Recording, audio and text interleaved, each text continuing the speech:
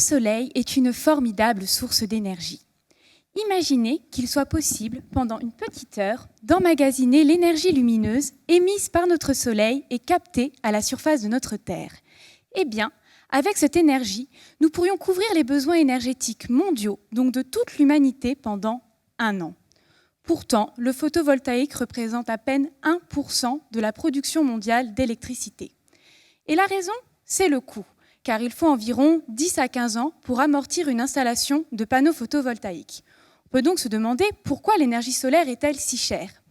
Eh bien, c'est à cause du matériau que nous utilisons pour fabriquer les panneaux photovoltaïques, le silicium.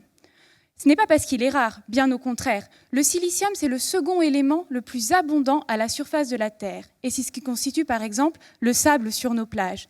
Mais le problème, c'est lorsque nous voulons l'utiliser dans des panneaux photovoltaïques, il faut le purifier, le raffiner via des procédés extrêmement coûteux, d'où le manque de compétitivité de l'énergie solaire. Donc une manière concrète de réduire les coûts liés à l'utilisation du silicium, ce serait d'en utiliser moins. Il faut savoir que dans un panneau photovoltaïque classique, il faut environ 200 micromètres de silicium, c'est-à-dire l'équivalent de l'épaisseur de 2 feuilles de papier, pour absorber l'essentiel de l'énergie lumineuse.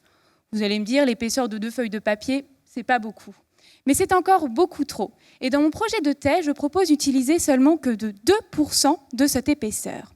Quelle est ma stratégie ? Eh bien, pour cela, j'utilise ce que l'on appelle des nanophiles de silicium.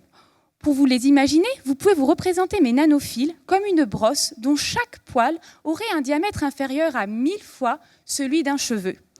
Ces nanophiles ont pour particularité de piéger la lumière, c'est-à-dire que les rayons lumineux s'y perdent comme dans un labyrinthe inextricable jusqu'à absorption totale.